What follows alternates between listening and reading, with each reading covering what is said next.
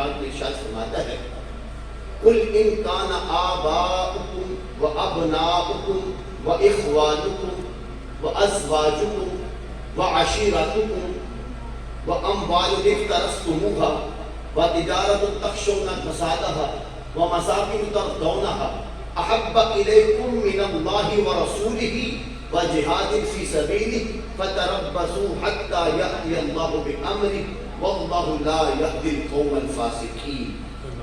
یہ محبت کا معیار اللہ بیان فرماتا ہے قرآن پاک سورہ توبہ۔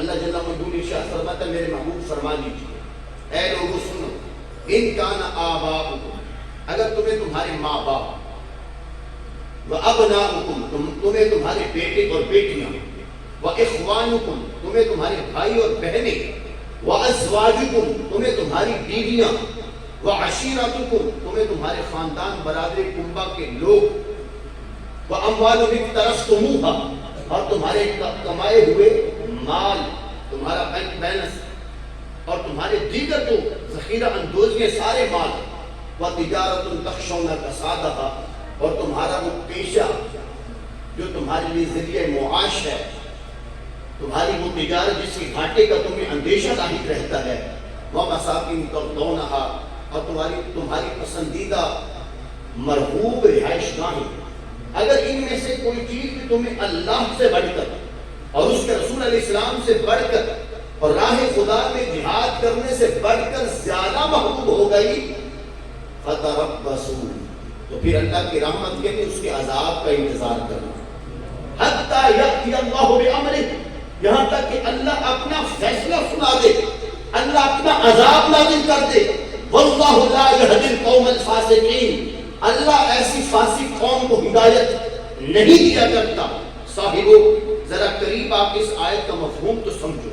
اللہ جل مجدول کریم نے فطرتاً انسانی شعور میں جن چیزوں کا پیار اور محبت دل کے اندر جاگزی ہو سکتا تھا، اللہ نے ہر رشتے ناطے تعلق کو اور ہر اس مطلوب کو جس کی طلب انسان کو ہو سکتی ہے، اللہ نے ایک ایک چیز کا بیان کر کے اپنی اور اپنے پیارے حبیب اور راہ خدا میں جہاد کرنے کی محبت کا ان ساری چیزوں سے بڑھ کر تقاضا کیا۔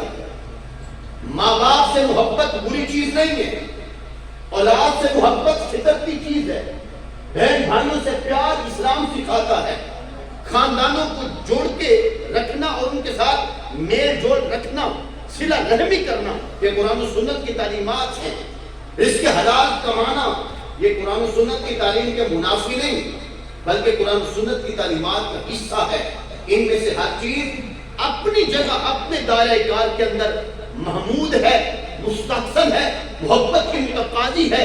ان میں سے ہر ایک چیز کے ساتھ پیار کیا جانا چاہیے، لیکن اللہ فرماتا ہے یہ ساری چیزیں اپنے اپنے دائرہ کار کے اندر تمہیں محبوب ہو، اللہ تمہیں انعام بھی دے گا، ثواب بھی دے گا، لیکن یاد رکھنا ان ساری چیزوں کے اوپر جس محبت کا غلبہ ہونا چاہیے، جو محبت غالب ہونی چاہیے، وہ محبت خدا ہو اور وہ محبت مصطفیٰ ہو۔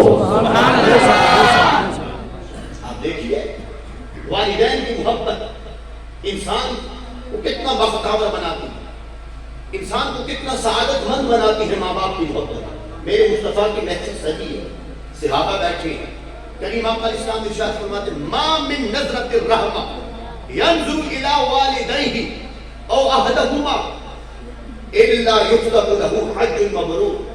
سرکار کی محفل سجی، حضور فرماتے ہیں جب بھی اولاد بیٹا یا بیٹی ماں باپ یا دونوں میں سے کسی ایک کے چہرے کو مسکرا کے دیکھ لے، سبحان اللہ، کیا کرے؟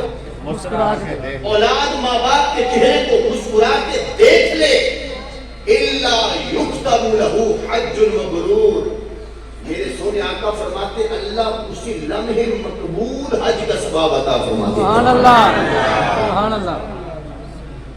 ماں باپ کا ادب، محبت، حسن سلوک یہ قرآن کا حکم ہے، نبی علیہ السلام کی تعلیمات ہے۔ ایک مرتبہ نظر رحمت سے دیکھو گے تو مقبول حج کا ثواب اسی لمحے اللہ عطا فرمائے گا۔ صحابہ حیران ہو گئے، حج کی عام بندگی تو نہیں، دیگر جتنی عبادات ہیں ہم جب چاہیں جس عبادت کا ٹیسٹ کرنا چاہیں، ذائقہ لینا چاہیں، ہم کر سکتے ہیں، ہمارے پاس اختیار ہے۔ ابھی ہم نماز عشاء پڑھ چکے ہیں، دوبارہ پھر سجدے کو دل کریں، دوبارہ پھر ذوق بندگی بنائیں، دوبارہ پھر ہم اللہ کے حضور کھڑے ہونا چاہیں تو شریعت ہمیں منع نہیں کرتی۔ 2 پڑھیے، 4 پڑھیے، 10 پڑھیے، 100 پڑھیے، 500 نفل پڑھ لیجیے۔ امام حسین تو 1000 پڑھ لیا کرتے ہیں۔ سبحان اللہ، سبحان اللہ، خدا ہمیں بزرگوں کا ذوق بندگی نصیب فرمائے۔ سبحان اللہ۔ جب چاہیں ہم نماز پڑھ سکتے ہیں، سوائے اس کے کہ کوئی مقروض ٹائم نہ ہو۔ سورج فجر کے بعد سورج طلوع ہونے تک وقفہ ہے، عصر پڑھنے سے لے کر کے غروب آفتاب تک کا وقفہ ہے، اور جب استوا کا ٹائم ہو، سورج سر کے اوپر ہو تو پھر مخصوص منٹ ہے، اس وقت میں ہم سجدہ نہیں کر سکتے۔ کیوں؟ تشبہ ہے، ان لوگوں کے ساتھ تشبیہ کا ڈر ہے جو سورج کی پرستش کرتے ہیں، جو مجوسی جو سورج کو اپنا معبود مانتے ہیں۔ اس وجہ سے اسلام نے ان اوقات کے اندر سجدہ کرنے سے منع کیا ہے کہ کہیں دیکھنے والا وہم میں نہ پڑ جائے کہ شاید یہ بھی سورج کی پرستش کرنے والے ہیں۔ ان اوقات میں سجدہ کرنا منع ہے۔ علاوہ ازیں رات دن میں جب چاہو جتنے چاہو تم نفل پڑھ سکتے ہو، منع نہیں ہے۔ زکوٰۃ سال کے بعد فرض ہے، لیکن ابھی میرا دل چاہے کہ میں صدقہ کروں تو میں صدقہ ادا کر سکتا ہوں، نفلی صدقہ میں دے سکتا ہوں۔ جی روزہ ویسے تو سال کے بعد 1 مہینہ فرض ہوتے ہیں، لیکن میرا صبح دل کرے کہ میں نفلی روزہ رکھوں تو میں نفلی روزہ رکھ سکتا ہوں، کوئی منع نہیں ہے، اور مجھے نفلی روزے کا ثواب بھی ملے گا۔ پر میرے مصطفیٰ نے فرمایا جو اللہ کی رضا کے لیے 1 نفلی روزہ رکھتا ہے، اللہ اس کے چہرے کو جہنم سے 3 خندقوں کے فاصلے پر دوری عطا فرما دیتا ہے۔